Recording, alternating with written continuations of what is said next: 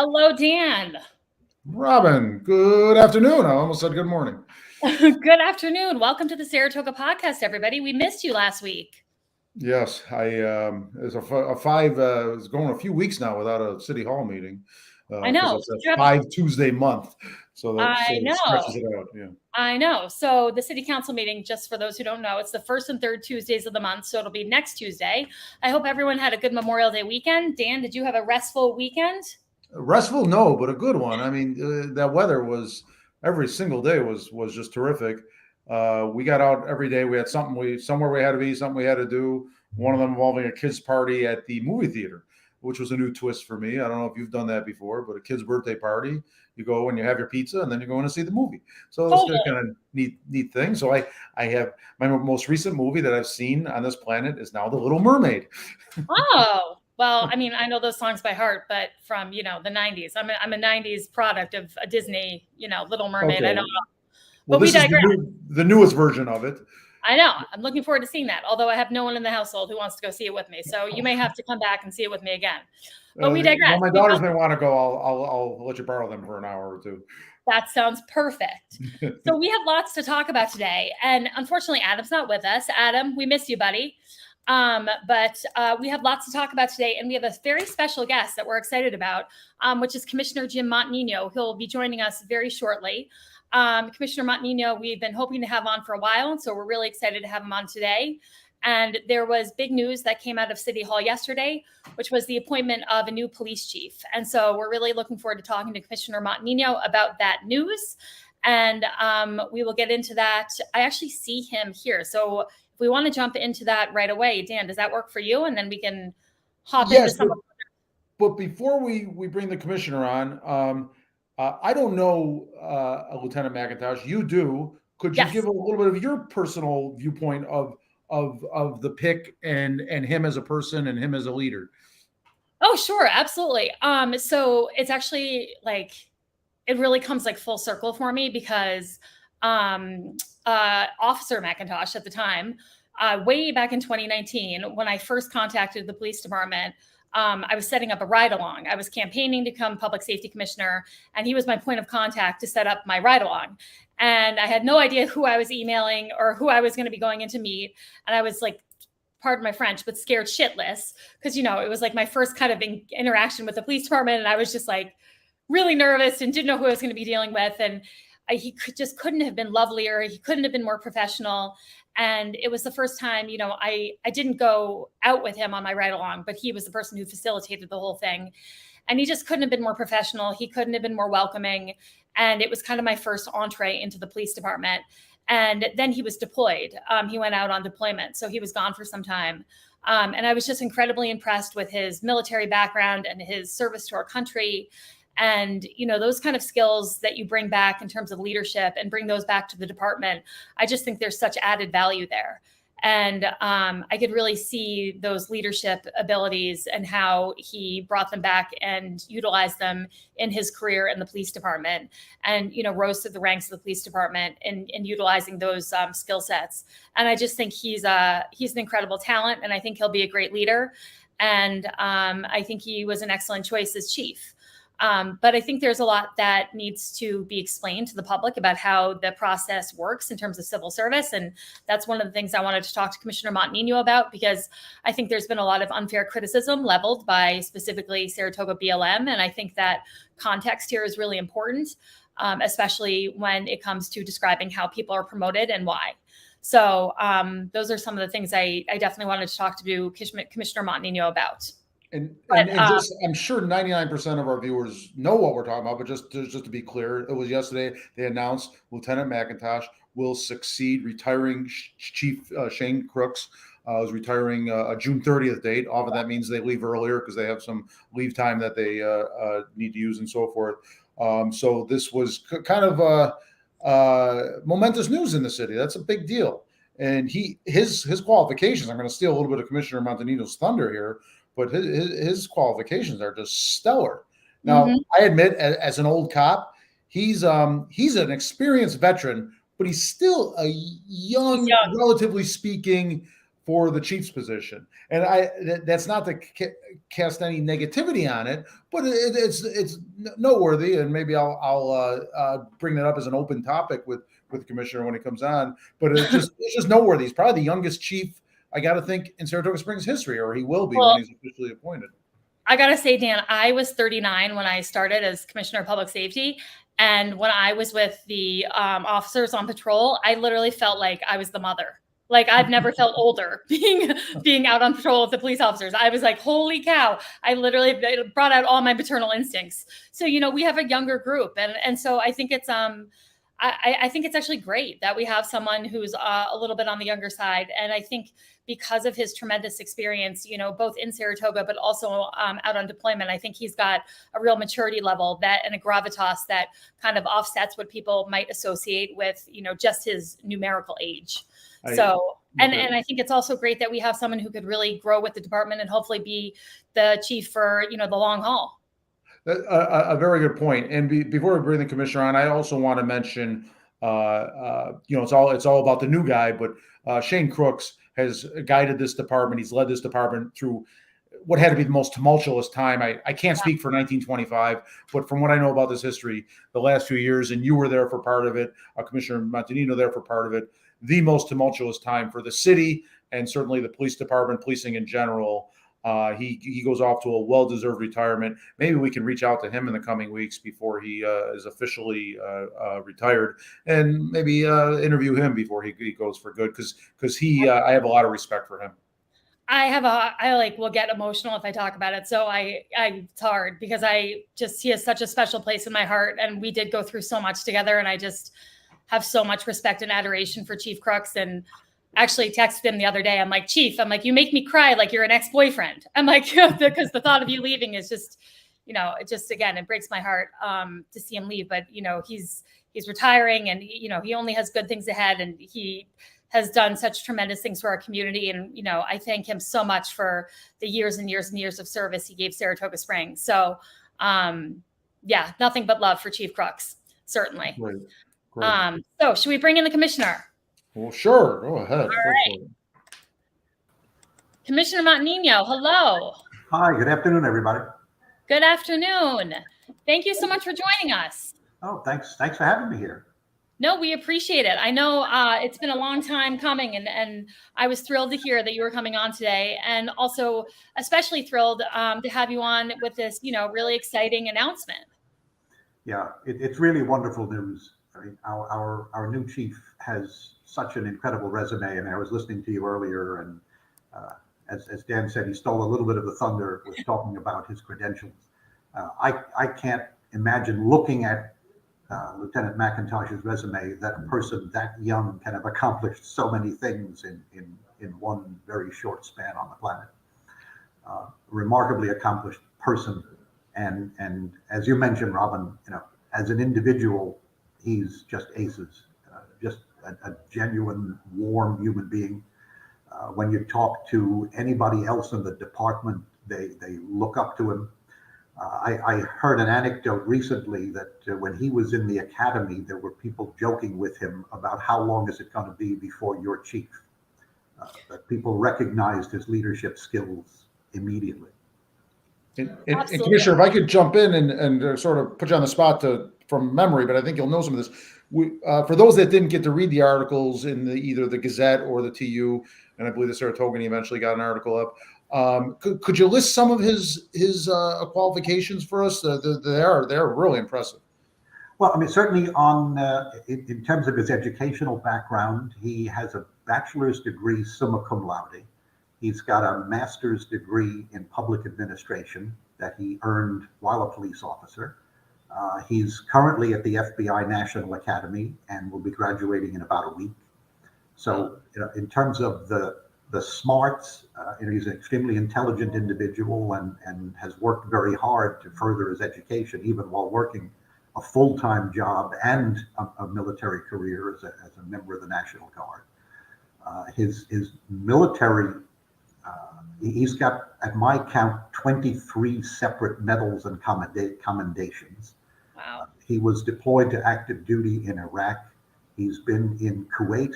He's been in Puerto Rico for Operation Maria in the aftermath of the hurricane.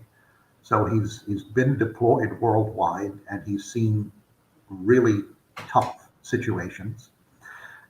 In fact, if I could share another anecdote that I learned from Chief Crooks back when I was interviewing then Sergeant McIntosh for lieutenant. Chief Crooks told me about an exercise that all of the officers do. It's an active shooter drill, and they use an abandoned building. And part of the drill involves someone firing blank rounds in a stairwell. And the chief says that ordinarily, even the most seasoned police officers jump like basketball players when they hear that shot go off with the echo reverberating in the stairwell.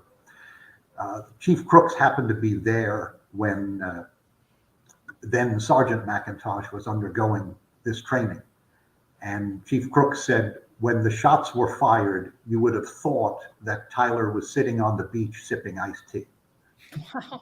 That he betrayed no change in his demeanor, which indicated that he had been through far worse real experiences than that, and also indicated that he had the kind of qualities of that kind of temperament that keeps his cool even when things are exploding around him. So that made a big impression on me. And even going back to the little things. Last year, we had the first award ceremony since the pandemic began. And then he had just become lieutenant. Then newly minted Lieutenant McIntosh volunteered to take charge of the organization of the event. And there were dozens of different commendations being given to a bunch of people, some active, some retired. And he had the entire thing so flawlessly organized. It was just remarkable to see. Every step of the way, the location of every individual, the location of every one of the awards, everything worked flawlessly. And it impressed me because here's a person who has such an attention for detail, even in the small things, that there's nothing that he's above. And right immediately upon Lieutenant Gilson's retirement, Lieutenant McIntosh volunteered to take the reins of the accreditation process, which is the kind of thing that involves some real micromanagement of details, the kind of stuff that we would find boring, evidence storage and retrieval and document retrieval, that kind of stuff. And he, is the person who doesn't wait for somebody else to take over. He takes over himself. That's phone book thick, right, Commissioner? The things for accreditation.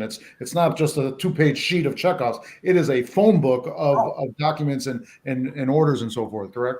Yeah, you're right, Dan. In fact, to give you some context there, Schenectady is an accredited police agency. They have 3 officers working full time just to maintain accreditation.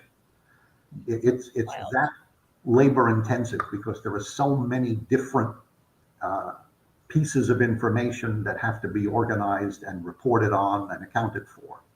So it's a major undertaking. Maybe still this is maybe both of you can answer this. So he's at the FBI school now for what is it a course? Is it what is he there? It's a multiplicity of courses. It's basically it's leadership training. It's going deep diving into many aspects of law enforcement at the top levels. That's awesome. Being taught by the best trainers. I believe it's a 4-month curriculum, and he's just about done with that. And it's pretty intense, from what I understand. It's not just simple sit in a classroom. As I understand, there's physical training and things like that. It's got the academy feel to it. That's fantastic. Well, I feel like all of the experience that you just described really, as some people, because I think I wouldn't even call this criticism, but the only observations that I've heard people make would be about his age and being a bit young. But I think the experiences you're describing, you gain so much maturity and so much perspective when you've seen the world that way. You've experienced what he's experienced in combat. When you've taken, the level of education to where he's taken it. It's just all creates such an incredibly impressive package. Yeah, I think. And as I mentioned, one of the important things too is the esteem that he has from the men and women that he works with.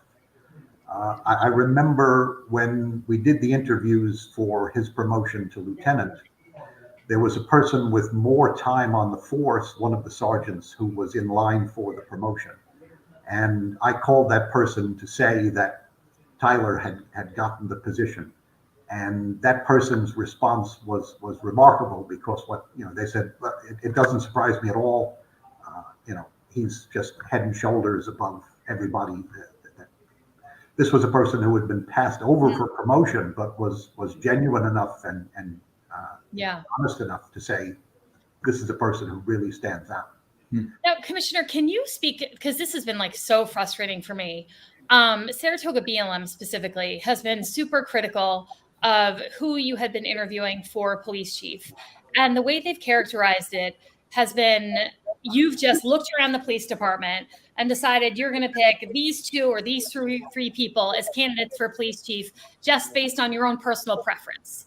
And there seems to be this whole missing context of civil service and the civil service system and how it works.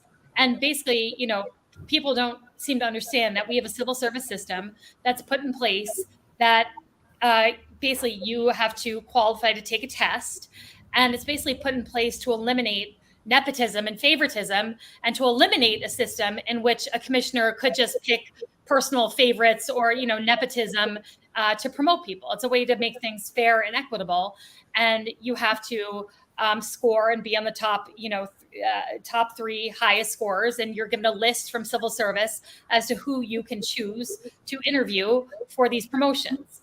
And so you're restricted to a list of people. So could you just explain this a little bit more so that people understand how these choices are made and who you're able to interview for these promotions?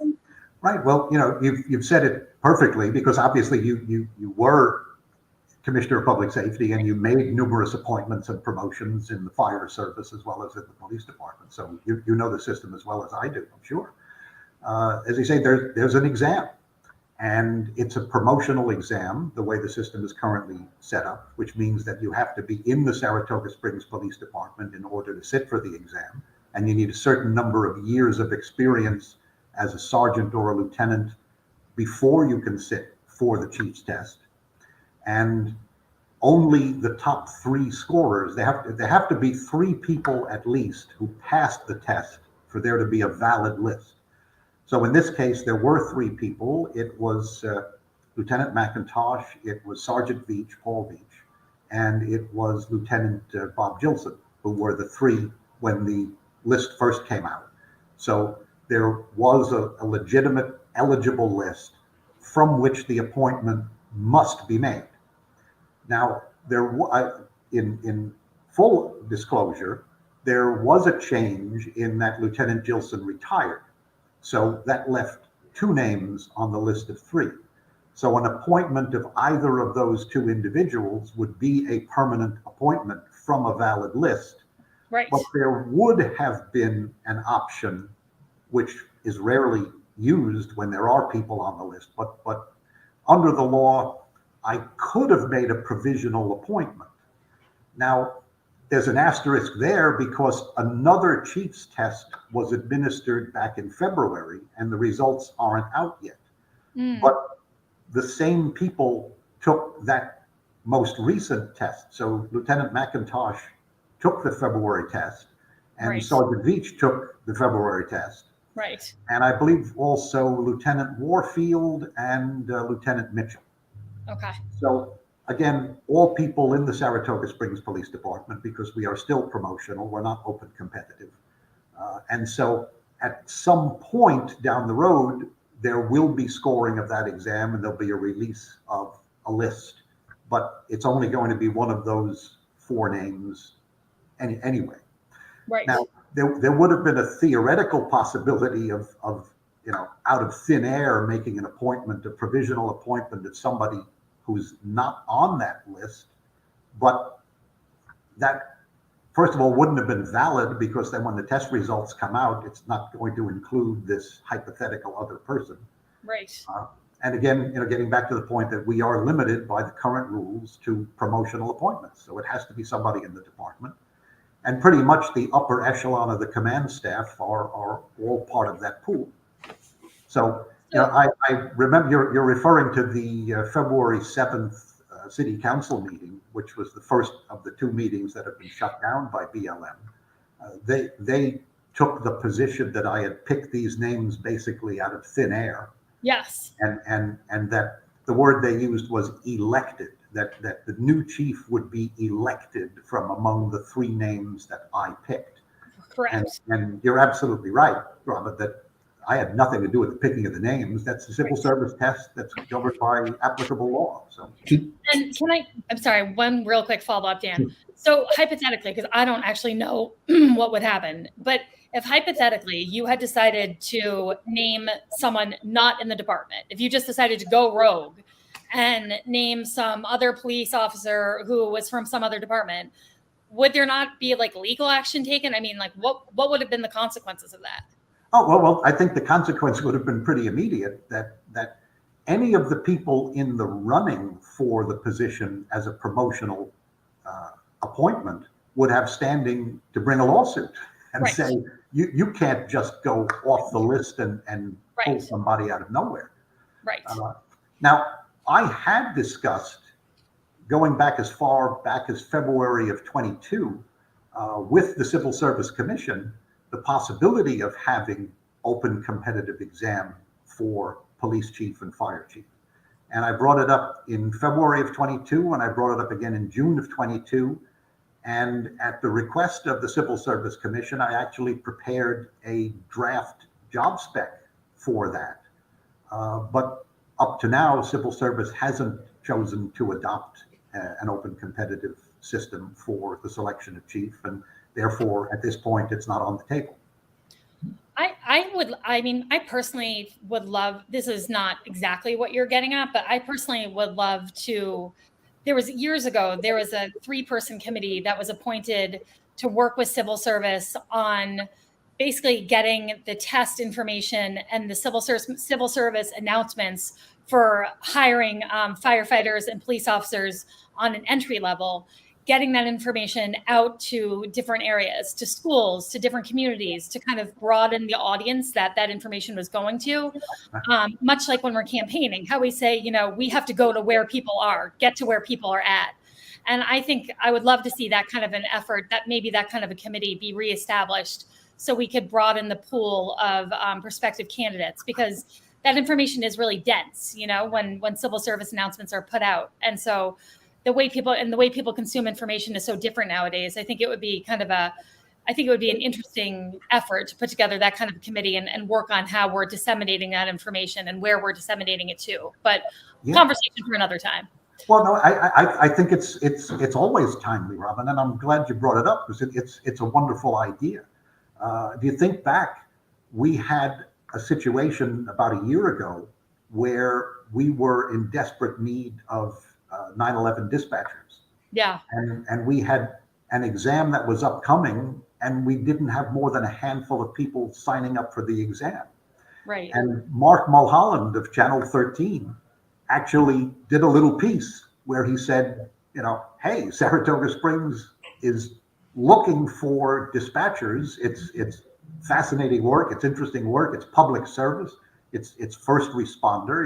The governor issued an executive order recognizing 9/11 dispatchers as first responders.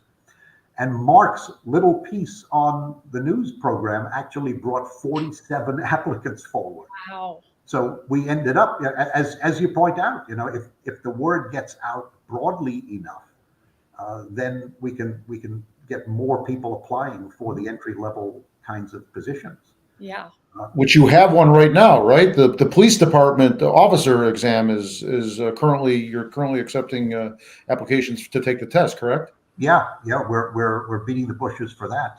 In fact, we are short for the July Academy. We had reserved 10 slots for the Academy from the current crop of applicants, and we had 7 conditional offers, and that's been winnowed down somewhat by the psych evals and medical evals and so on.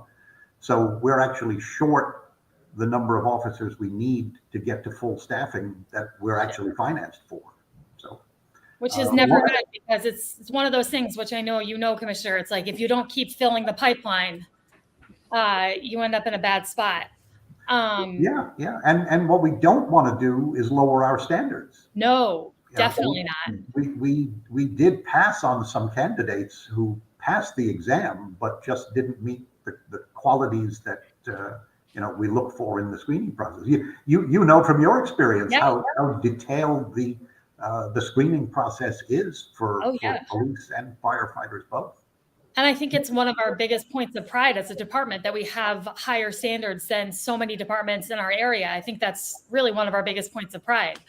With the budget season coming up, is it a consideration to, especially with the surplus that the city we have, according to Commissioner Songby, have you considered potentially reinstating the assistant chief position to support our new chief moving forward?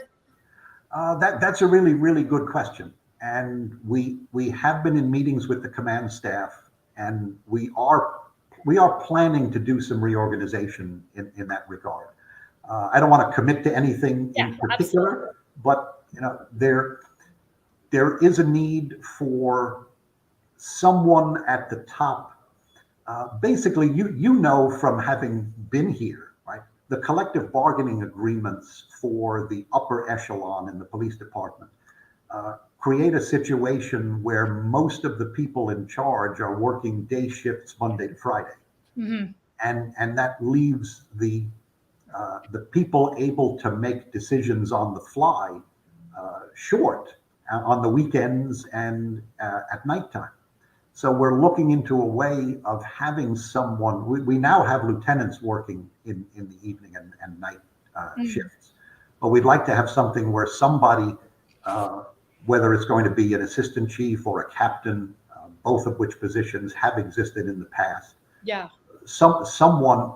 I'm leaning more toward the patrol angle of things rather than the administrative stuff. Right. Certainly you need the chief for policy determinations and for communication with the public and those kinds of things. But we really need someone at the upper level who's available 24/7 and better still actually on duty most of the time on those peak periods, those Friday and Saturday nights on Caroline Street in the middle of the summer. Sure. Where you want somebody able to make command decisions quickly and be there on the spot. Sure. Right. Hey, I want to jump back to BLM that Robin brought up. In both articles that I mentioned earlier, Lexus Figueroa had a quote, and I'm going to read it. It's a slap in the face, Lexus Figueroa said Tuesday. It's a way to incite us. It's a political move. Now, obviously, if you know me, I vehemently disagree with his comment, but he and many others in the BLM movement obviously believe that.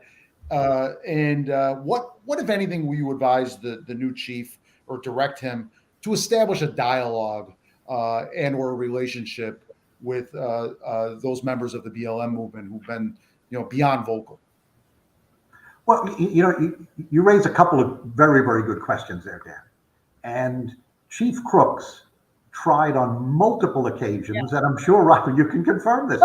Multiple occasions to invite Lex and BLM to conversations.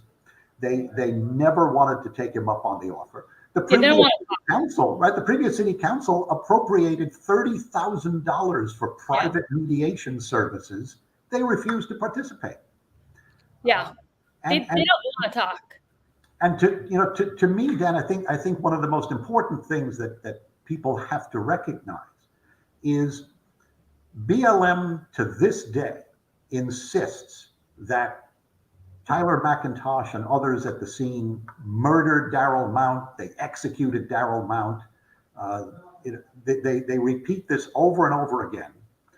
One of the cornerstones of my campaign was I promised a report on the Darrell Mount case. And I delivered on that promise in the second month in office. I issued a 37-page report based on sworn testimony available in the public domain from the civil lawsuit, as well as the police reports that were filed publicly and filed with the civil lawsuit. and I went through 37 pages of analysis. There are 4 civilian eyewitnesses, not even counting the police officers, 4 civilians with no connection to law enforcement whatsoever, who saw Darrell Mount on the ground in the alley. One of the 4 actually saw him jump from the scaffolding to the fire escape and then lost his grip on the railing and fell to the alley. So 4 civilians who've testified under oath that we were there, and he was face down, unconscious on the ground before any police officers arrived. And so to me, the issue is it's closed. And the claim that he was murdered is a lie. And the mere fact that the lie gets repeated over and over again is not going to give it any traction. I'm disappointed that the civil lawsuit is still pending. I mean, why, Jim? I'm sorry to interrupt you. Why? It seems crazy to me that it's taken so. It's just been years and years and years. Well, some of it is the problem of the pandemic. The pandemic Right. kind of kicked 2 years out of our history. Right. And another thing that occurred was the city had filed a motion for summary judgment back in December of 2019. Right. Now, in the ordinary course, that would have moved the ball forward. But right around that time, there was the repeal of Civil Rights Law 50A. You remember this, I'm sure, where the disciplinary records of police officers were no longer shielded. And that allowed the plaintiff's attorney to make a successful motion to reopen the discovery phase of the litigation. And there were some questions that the medical examiner refused to answer during his deposition that the judge said should have been answered. So the judge reopened discovery for those 2 different reasons. And that extended the lawsuit into the pandemic. And then things, of course, went the way they went. Right now, the city has renewed its motion for summary judgment. I haven't looked recently. I know that the deadline for the filing of plaintiff's opposition papers was originally late April. And I believe that may have been extended either on consent or by court order. I haven't looked recently. I think that plaintiff should, if they haven't already, they're about to be filing their opposition papers. And the summary judgment motion is going to be critical in the determination of whether the case goes to trial or just gets dismissed. So, but it's been 9 years since that lawsuit was filed.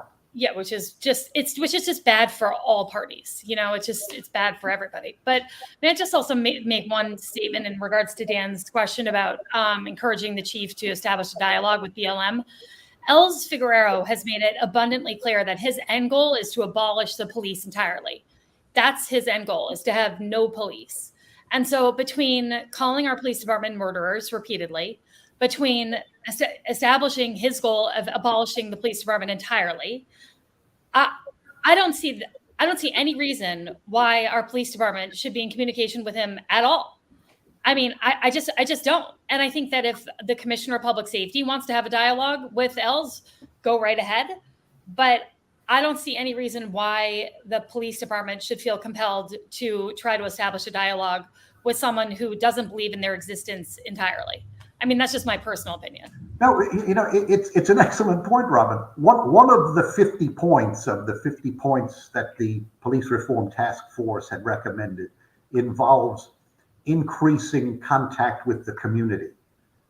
And the reality is our police department has enormous areas of outreach with all segments of the community. And I don't hear anybody other than BLM complaining about the quality of our police force, the approachability of our officers.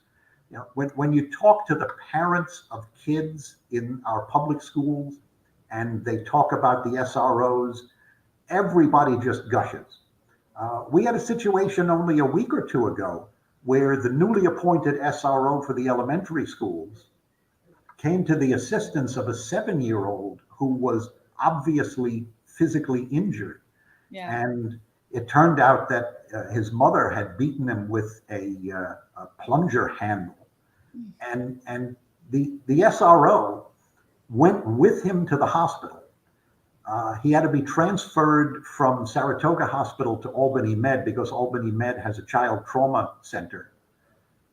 Our SRO followed the child to Albany Med, and I'm told that the child asked the SRO to stay at his bedside, and the officer did. I mean, his overtime request was immediately granted. He stayed with that kid until 10 o'clock at night, and saw the kid a couple of days later when the kid was out of the hospital and had been placed with foster care, and they had this great reunion.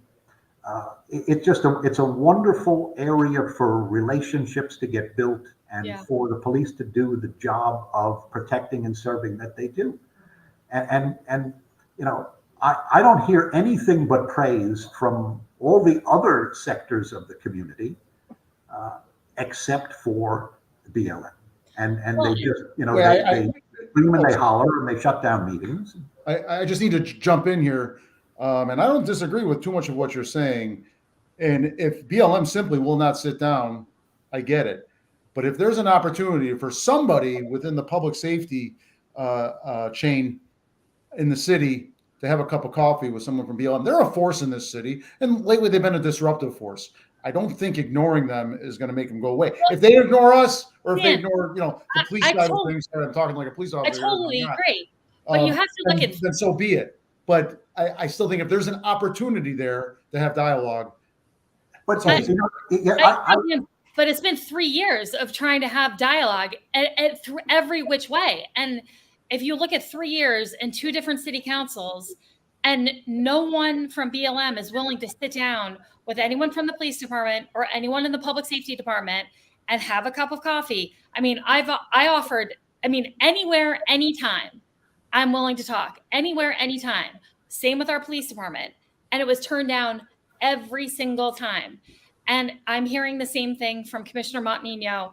And then at some point, is it this side that's the problem, or is it the other side that is professing to want to talk but isn't sincere in what they're saying? If that's the case, I get it. And by dialogue, I don't mean capitulate. They're flat out wrong on a lot of the things. And Commissioner, kudos to you for saying this. The quote was, repeating a lie is not going to make it true. Good for you for saying that. That was emphatic. I'm 1,000% with you on that. And if they won't sit down, I get it. I just don't know. You two are, you were inside, Robin, Commissioner. Now you're inside. You've got a better viewpoint than I do. They're only interested in. I'm not saying capitulate. They're flat out wrong. In doing it performatively. They're only interested in having doing something performatively at a city council meeting, screaming back and forth, having me come out in the middle of a protest and screaming at me with a bullhorn. There was never any interest in actually sitting down at a room at a table and having a conversation that would be productive, even when there was a mediator involved. There was every excuse under the sun, but truly, I tried so many times, it was embarrassing. Honestly, it was embarrassing. Yeah. Well, for me, there was something of an epiphany when the Civilian Review Board had their inaugural meeting. There was one BLM supporter who sat in the back of the room, nobody else. And exactly. I was amazed because for years, they were pounding the table saying, we want a CRB. Yep. And that was one of the 50 points that, Robin, you know full well, the previous city council adopted in principle only. Well, and they were infuriated that it was only in principle. And I ran on a promise to get the CRB up and running. And I wrote the ordinance that created the CRB. It passed unanimously in the city council in May of 2022. It took a long time for the council to appoint the members of the CRB. But my point is, if they really wanted the CRB, I would have thought they'd be there in force, chanting and singing and applauding that we finally got what we wanted. And they weren't there. Jim, what that said to me was, we just want whatever you happen to be telling us we can't have today. It happened over and over again, Jim. when Commissioner Golub was appointed and then elected to the city council, and they've been looking for representation for people of color on our city council, there was no one to be had in the audience when he was being appointed. When he was first there was not a soul from BLM there supporting that appointment, supporting his election. There was nobody there. And I thought, again, go back to February 7th. They were criticizing Commissioner Golub, and he was sitting there saying, I was co-chair of the police reform task force. I wrote the 50 points. Why are you heaping this on me? I know he and I wrote a version of a civilian review board that they completely, track. I mean, it just, again, I couldn't agree more. It's when push comes to shove, when the real work is getting done, when the real work is getting accomplished, there's no one to be found. And you're just like mystified. But when they're going to have a protest because, the murder of Tyree Nichols, and you're not there for that, they're furious. But that's not actually affecting change in our community. That's not affecting the goals that they profess to want to achieve in our community. And so, again, it's just all feels so performative, and none of it feels like they want to do legitimate work to achieve policy change or legislative goals. And so, yeah, it all rings totally hollow to me. And I share your sentiments. Okay. Well, I think we've taken a lot of your time, yeah. Commissioner. I know. I'm sorry? I know we've taken a lot of your time, Commissioner. I thank you for it, and I'm a little disappointed, I guess, that we seem to be in agreement on so much. I'm sure we can come up with something to fight if you want to fight. No, how is morale in the police department going into the summer? Because I know you're about to hit your very busy season. Well, I one of the nice things is, as I mentioned, that Tyler McIntosh is adored by the people that he works with, and they're really, really pleased at this choice. So morale is really high. We've got some really good people who are new to the force, who are doing exceptionally well, recently got off of their field training and so on. There is that kind of butterflies in the stomach that people have with the summertime approaching, because they don't know, or are we going to see some problems that we did a couple of years back? But to answer the question directly, I mean, morale is through the roof. It's superb. We've got a fantastic department. We do. And in systems that allow outsiders to become chief, that is often a morale killer. Sometimes it's needed for certain departments, but it is almost invariably a morale killer when you bring someone that has no connections to the department, especially from 6 states away. That could destroy morale. Good point, Dan. Well, yeah, I often feel that's usually done when the department's really gone left, or just gone awry, and so a chief needs to be brought in to kind of get everybody back on track, because the department's, that's in my experience, that's usually when outside police chiefs are brought in. But I will be right down, I live right on Lower Caroline Street, so I've got my finger on the pulse in terms of when things get out of control on Caroline. So I'll be my eyes and ears will be open this summer, and hopefully things will stay quiet. But so far so good, I will say. Things have been, this last weekend, Memorial Day, things were getting a little noisy, and I was feeling that kind of craziness in the air. But everything was tamped down, and the police presence was great, and the bars seem to be communicating really, really well, which is great. I think the bars, something's happened in the last year where the bars really seem to be just really a lot more buttoned up, I think. Lieutenant McIntosh has been point person on a lot of that with the downtown committee. He's been participating in that, where all owners getting together and communicating. Quick question, was there, and forgive me, because I'm not sure if this ever went to a discussion and vote, or if it was just a discussion. What ended up happening with the agenda item that you brought with the guns and the being drunk or high and carrying a gun, and that agenda item? That was on for discussion only at the last meeting. Okay. It's on for discussion and vote, as well as public hearing for the June 6th meeting. Do you expect that to pass? I expect it to. There may be some relatively minor changes to it. in this sense. The research I've done, the question that Tony Izzo brought up at the last council meeting, that he didn't know the answer to, but he brought up the question of state preemption of gun control. And one of the things I may change some of the language, couple of areas. A former member of law enforcement called me with a couple of very good suggestions, one of which was to add the word vessel to the definition of public place, because as you know, we have the shoreline of part of the lake, which is part of our jurisdiction. But the other thing also was, when someone nowadays is arrested for a crime, there's a notification made by DCJS to the licensing authority if that person has a pistol license. Oh. So the suggestion is that the way the proposed ordinance is drafted, it's after conviction that there's a notification made. The suggestion is that it should be done at the time of the citation for the violation. But the substantive change that I'm thinking about is just changing the order of some of the language to make it clear that we're not restricting the possession of a firearm.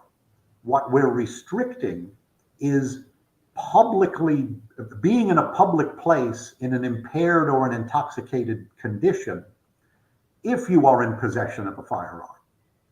So, for example, New York City has a provision in its administrative code that doesn't prohibit public drunkenness, but it prohibits public drunkenness under circumstances where the individual is a danger.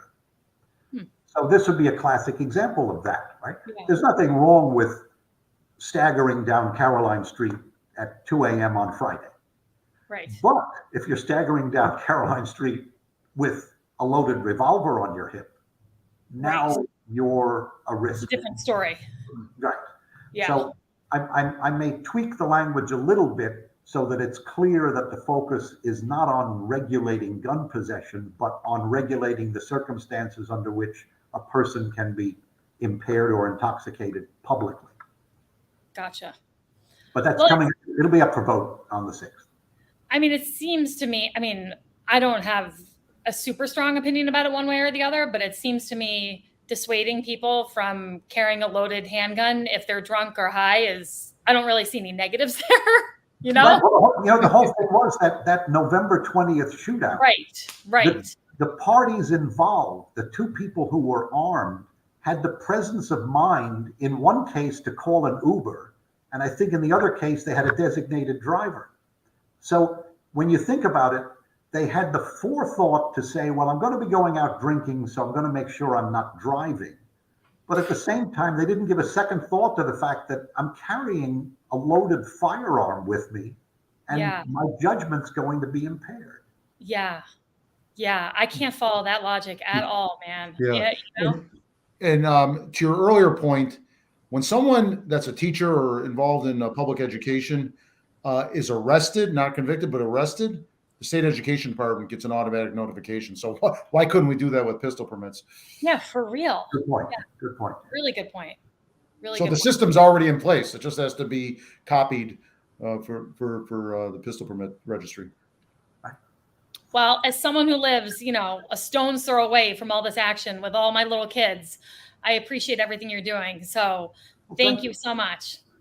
Thank you so much for having me, and thank you for being as great as great as you were. This was a very pleasant experience.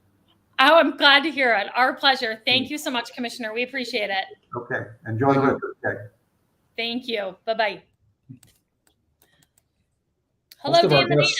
Most of our guests are repeat guests. He was a first timer. I know. So now I think the only person we haven't had on now is Commissioner Golub. We got to get his cute self on the Cup podcast. I'm going to have to do a little shaming and tell him he's the odd man out here. He hasn't come on. Yeah. So now let's see. I think we have a comment too. He's my neighbor. I'll harass him. Let's see. We have one comment here from James. Oh, long comment about Saratoga BLM. Are they actually an official local registered chapter of BLM or just a group calling themselves by the BLM name? Apparently, they can call themselves a nonprofit, but I've looked at all. So I do not think they're an official local registered chapter. I think they just call themselves Saratoga BLM. I actually think that's how most of the BLM chapters are set up. I think very few are actually like registered and official, and they're not registered 501c3. That's my understanding, at least. So, at least locally, right? There probably are some around the country that might be, but not. Yes, some around the country might be, but Saratoga BLM is not a 501c3. If they were a 501c3, they would have to publish their donations and how they're distributed and so on and so forth. And that information is not. We don't have that information. So. Yeah, I get the feeling there's no organization. It's more a movement than an organization. It is an organization, but not an officially registered one or sanctioned or whatever. And I think that's purposeful. There's no like officially elected leaders. I think that's purposeful. But I know we were supposed to have Abby on. What time is it? But I have not seen her. So I think she did text us. She did? Yes, I don't know that she got the link. Oh. Well, I know you sent it because I saw it, but maybe she didn't get it. Well, it's 1:00, so perhaps we can have her on next week. Okay. Because I think we've just hit an hour. So should we wrap up with some cheers and jeers, Dan? What do you think? Yes, absolutely. Okay. You got the fancy banner for us? I do have. Hold on, give me a second. I do. I think I should have it. Where are we? My one big animation. There it is. There it is. All right. What do you have for us, sir? Okay. Well, it's a cheer and a jeer, right? All wrapped in one. The scary limo crash, such a horrific incident, to relive it through the trial. That's of course the jeer part. They have a Saratoga connection with Mavis on South Broadway, doing apparently a fraudulent inspection and fraudulent billing for work they never did, which was part of this case. Beyond a jeer, right? It just makes me want to puke. Especially to have a Saratoga connection to it. And it's still there it's Broadway. That part of the story is not over for Mavis, right? There could be a Saratoga County. The DA's office could look for criminal action on that as well beyond that. But so to keep going, at least a bit of a Naman Hussein, I'm probably saying his name wrong, minutes before we went on today, was just sentenced to the maximum of 5 to 15 years in prison. Not nearly enough for causing that many deaths, but it's what the law allowed at this time. It's the maximum based on what he was convicted for. So I can't even use the word cheer. How could you use? But especially because it's so underwhelming, it's a measure of justice. Thank God the jury came back with a guilty verdict or guilty verdicts for all of the victims. But it's it's something that makes your stomach sick. These poor families, mostly out of Amsterdam. So I won't classify anything there as a cheer or jeer, just kind of a news update with a sad Saratoga connection. Yeah, absolutely. I'm glad the maximum was imposed, though. That's yes. Yeah. The best circumstance you could ask for in the worst set of circumstances, I suppose. Yeah, good, well stated. Yes. Yeah. My cheer and jeer just completely went out of my brain. I guess I will say a cheer that we had on Commissioner Montagnino, who, let's be honest, I have torn to shreds on this podcast. Me too. Time and time and time again. So, I just will say that the reason we created the Saratoga Podcast was so we could have civil dialogue and we could have agreements and disagreements, but create a space to do that with respect. And so I'm glad we were able to have him on today and have some productive conversation. I think that's a really good thing. And I think it's something that we want to encourage and keep doing in the future. So I'm cheering us today, Dan. I'm cheering us today. And the commissioner, I believe, right? Yeah, and the commissioner, of course. Yes, of course. And the commissioner for coming on and taking a chance to come on and join us today, not knowing what the outcome was going to be. Although who knows, if Adam had been here, it could have gone a totally different direction. You don't know. You don't know. Jeers. Oh, my jeer. I do have some jeers. I have got a jeer Saratoga County and also Dan McCoy in Albany, because their response to the migrants there were 2 busloads of migrants who came up from New York City. New York City sent them up. The reaction from Dan McCoy has just been, in my opinion, total bullshit. It's been really reprehensible to read and hear, in my opinion. They're suing New York City over this. They said they were totally ambushed by it. It's just the reaction. They declared a state of emergency, just all this, in my opinion, all this nonsense, political bullshit, virtue signaling, none of which has been truthful or honest. And, the real deal is New York City is picking up the tab for the food, the shelter, the services necessary to house and help these folks. These are people that are fleeing their home countries because they could not survive or exist there. These are not people who are coming here to be opportunistic. These are not coming here. These are not people who are coming here to replace you, your jobs, take opportunities from you. There are people who are coming here so they can exist and live because they could not exist and live in their home countries. And, I can't imagine that their dream was to come to Albany or Colony. And they're not going to be here permanently. They are just trying to survive and hopefully end up somewhere where they can live and raise a family in a way that is safe and, doable. And they can put food on the table and a roof over their head.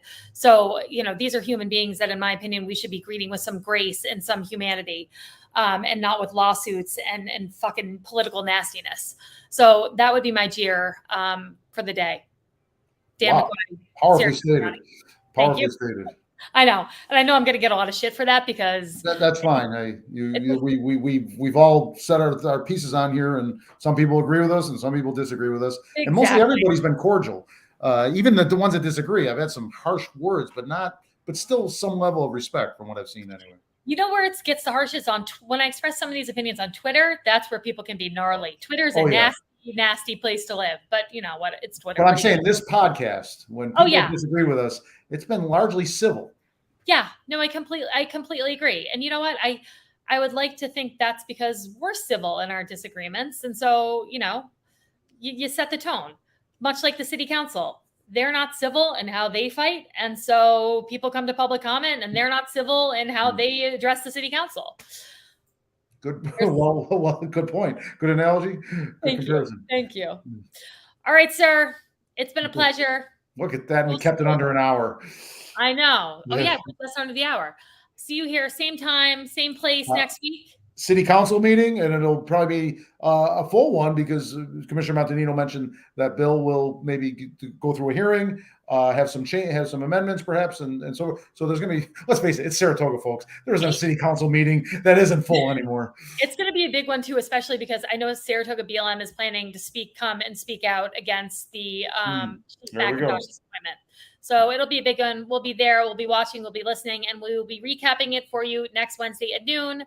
And you could find this podcast, if you haven't watched it live today, it's on Spotify, Apple, YouTube, Twitter, Google, Amazon, iHeartRadio. It's all over the place. So if you haven't watched it here, subscribe to any of those, watch it where you find podcasts, and we will see you next week. Cool. Thank you. Bye, Dan.